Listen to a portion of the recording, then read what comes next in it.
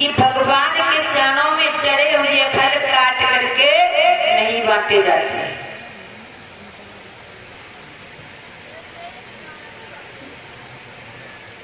सुनाइए या नहीं, हमको याद नहीं है। चलो आज गलती हो गई, मैया जी माफ करेगी, बांट देना ये प्रसाद। लेकिन याद है किसी को ये मैंने कथा सुनाई है? याद है आपको? अब कमेटी के जितने भैया सब बोलिए, देखो मतलब कथा सुन ही रहे थे।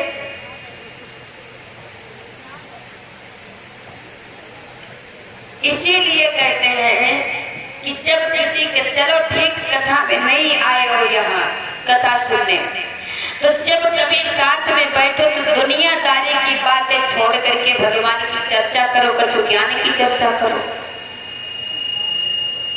जो एक दूसरे को ज्ञान मिले। कोई जरूरी नहीं है ये 9 दिन यहाँ कथा हो रही है तो ये 9वें दिन कथा होगी, रोजाना कथा होती भगवान की। 4 लोग बैठ जाओ, भगवान की चर्चा शुरू कर दो, कथा शुरू। 4 लोग बैठ करके भगवान की चर्चा शुरू कर दो तो कथा शुरू हो जाती है।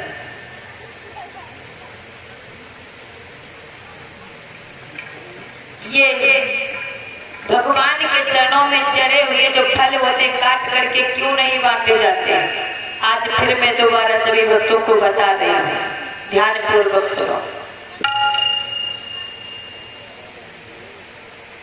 राजा बृहद्रथ की कोई संतान नहीं थी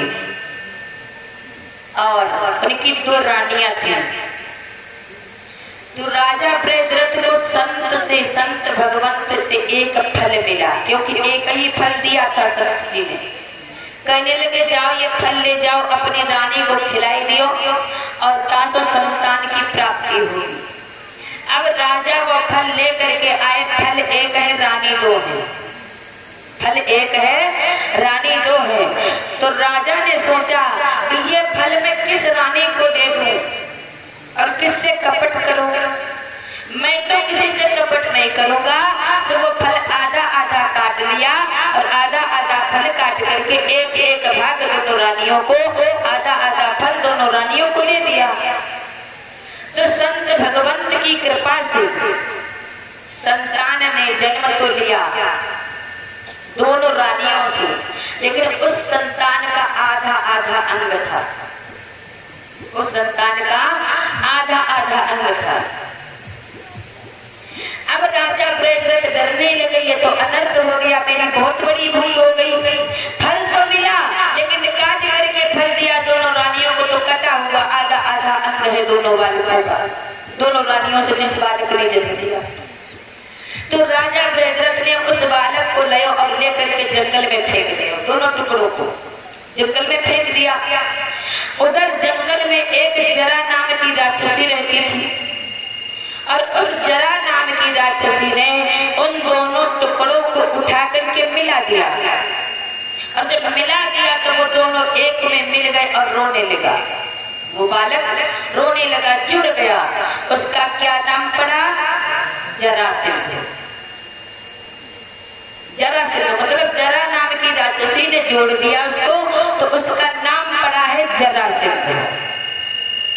और शायद भक्तों ने कथा सुनी होगी, तो जिस समय भीम जरासंध को मार रहे थे, युद्ध कर रहे थे, तो भगवान ने भीम से कहा तुम जाओ जरासंध से युद्ध करो।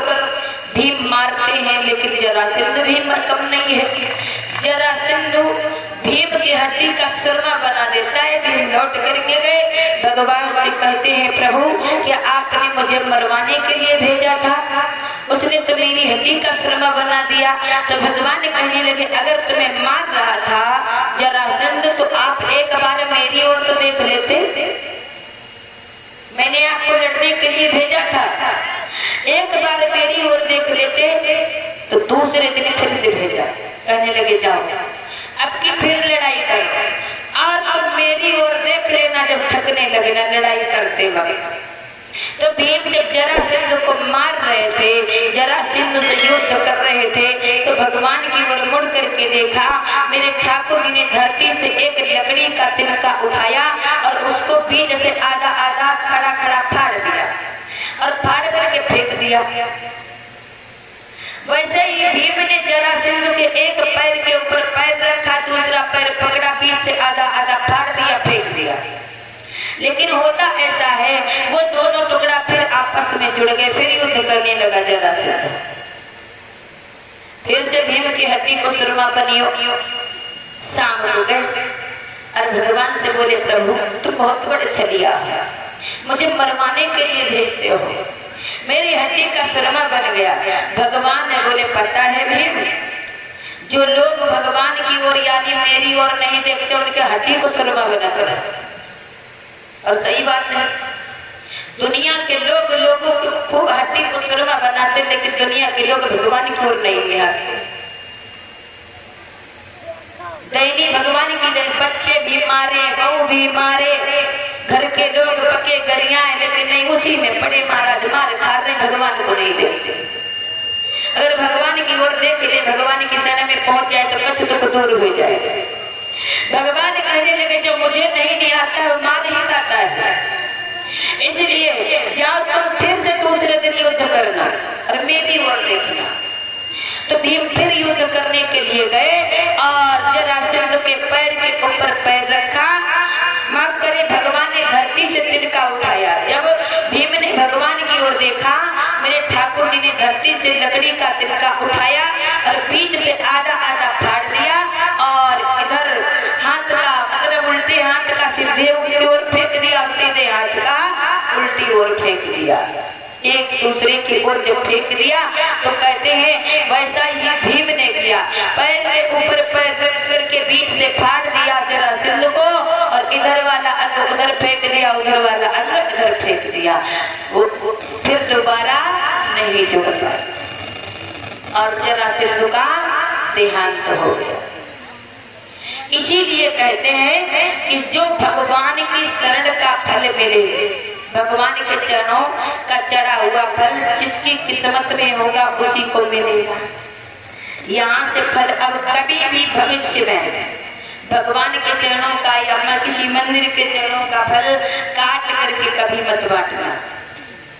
और जिसको फल मिले, ये नैया का प्रसाद का अन्य कोई प्रसाद मिलता है तो आप सभी को बांट देना, और कहीं फल का प्रसाद मिला है तो घर में जाकर के किसी को मत देना। जिसको मिला है अपना वही फल खाए।